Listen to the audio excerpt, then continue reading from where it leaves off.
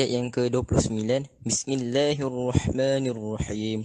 Wa qulil haqqu min rabbikum faman syaa'a falyu'min wa man syaa'a falyakfur. Inna a'tadna lil-zalimina naran ahata bihim suradiquha wa in yastaghithu yughathu bima'in kalmuhli yashwi الوجوه بئس الشراب وساءت مرتفقا. Maksud ayat yang ke-29 ini, Al-haqqu min rabbikum, yang membawa maksud kebenaran itu bermaksud datangnya daripada Tuhanmu.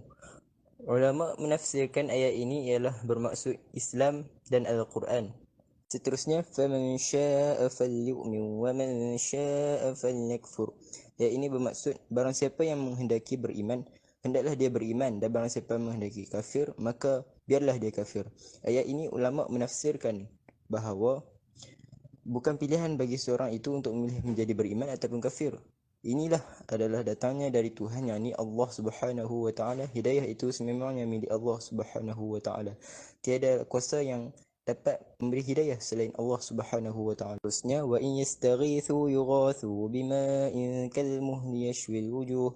Ayat ini pula bermaksud jika mereka meminta pertolongan untuk minum, mereka akan diberikan air seperti besi yang mendidih yang hanguskan wajah.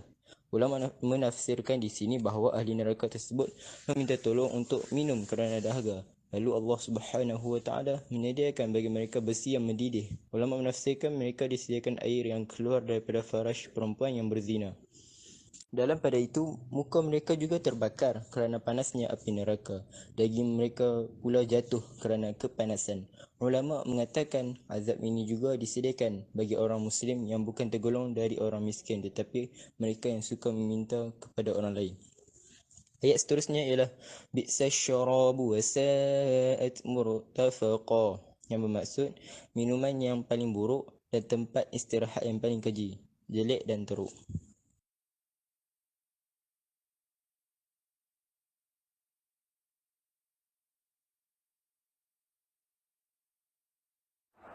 Yang seterusnya, ayat yang ke-30. Bismillahirrahmanirrahim.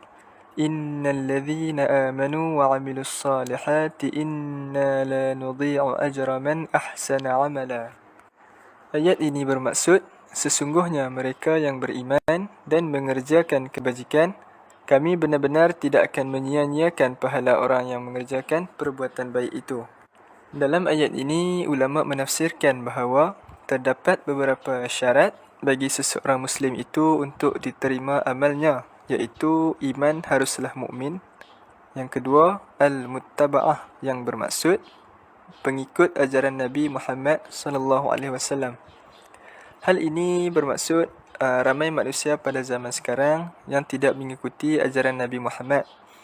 Ramai manusia pada zaman kini melakukan ibadat sendiri dan menyebabkan mereka terjerumus dalam kesesatan dan kebinasaan. Apa yang dilakukan oleh seseorang itu di dunia, maka akan disaksikan perbuatan itu di akhirat kelak. Apa yang dilakukan di dunia tidak akan disia-siakan oleh Allah Subhanahu wa taala. Perkara ini ada disebut dalam surah Al-Zalzalah ayat yang ke-6, ke-7 dan ke-8. Ayat ini akan dibaca oleh sahabat saya Arif Asmuni sebentar lagi. Ayat 31. A'udzu billahi minasyaitonir rajim. Ulaika lahum jannatu 'adnin tajri min tahtihimul anharu yuhallawna fiha min asawira min dhahab wa yalbasuna thiyaban khudran min sundusin wa istabraq muttaki'ina fiha 'alal araik ni'mas thawabu wa hasunat murtafaqa. Surahul Azim, yang bermaksud mereka itulah yang memperoleh syurga Aden yang mengalir di bawahnya sungai-sungai. Dalam syurga itu mereka diberi hiasan gelang emas dan mereka memakai pakaian hijau dari sutra halus dan tebal. Mereka duduk sambil bersandar di atas dipan-dipan yang indah. Itulah sebaik-baik pahala dan tempat istirahat yang indah. Berdasarkan daripada ayat 31 daripada surah Al-Kahfi sebentar tadi, ulama telah mentafsirkan syurga Adan itu bermaksud banyak syurga. Ianya disediakan kepada mereka perhiasan-perhiasan seperti sutera. Namun bagi golongan laki-laki yang telah memakai barang perhiasan seperti emas dan sutera di dunia, maka ia tidak disediakan lagi di akhirat kelak.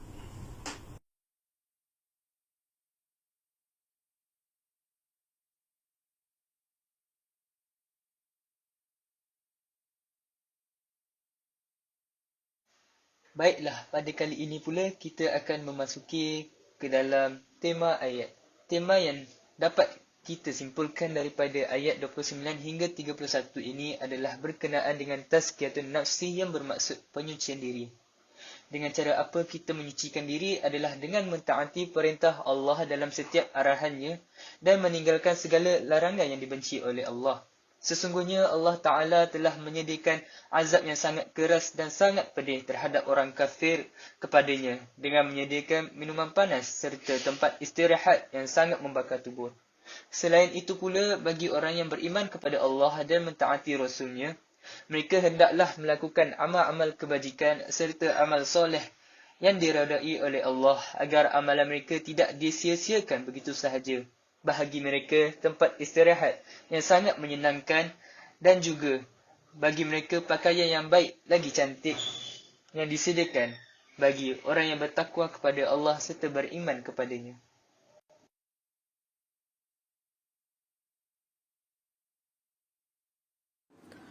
Ayat-ayat Al-Quran yang mempunyai kaitan dengan ayat 29 hingga 31 surah Al-Kahfi.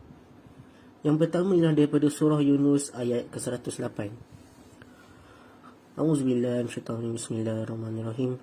Qul ya ayyuhan nas qad ja'akumul haqqu min rabbikum faman ihtada fa innama yahtadi li nafsihi wa man dhalla fa innama yadillu 'alaiha wama ana alaikum biwakil. Maksudnya, katakanlah Muhammad, wahai manusia, telah datang kepadamu kebenaran Al-Quran dari Tuhanmu. Sebab itu barang siapa mendapat petunjuk, maka sebenarnya petunjuk itu untuk kebaikan dirinya sendiri. Dan barang siapa sesat, sesungguhnya kesesatannya itu mencelakakan dirinya sendiri. Dan aku bukanlah pemelihara dirimu. Yang kedua ialah daripada surah Al-Imran ayat ke-133. A'udzubillahi minasyaitanir bismillahirrahmanirrahim.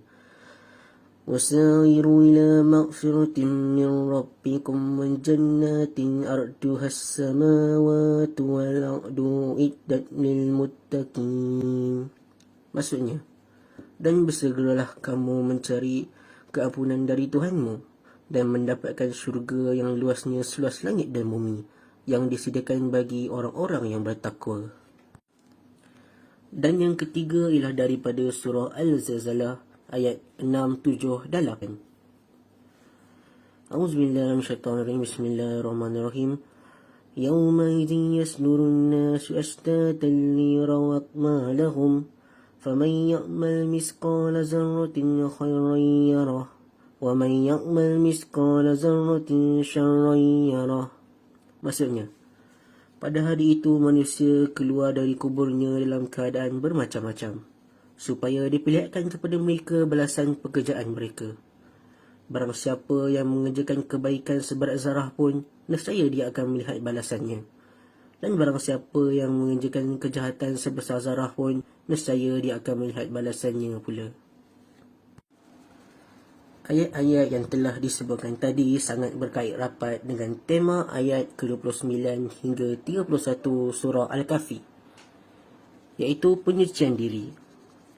Iaitu ayat-ayat ini menceritakan tentang balasan atau ganjaran yang akan diterima oleh setiap hamba-hamba Allah terhadap setiap apa yang telah mereka kerjakan. Balasan yang baik atas amalan yang baik dan balasan yang buruk pula atas amalan yang buruk. Tidak kiralah sekecil mana pun amalan itu.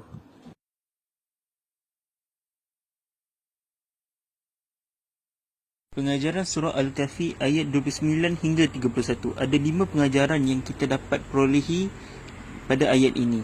Yang pertama, sentiasa berusaha memperbaiki ibadah kita, kerana Tuhan tidak akan menghilangkan pahala orang yang berusaha memperbaikinya.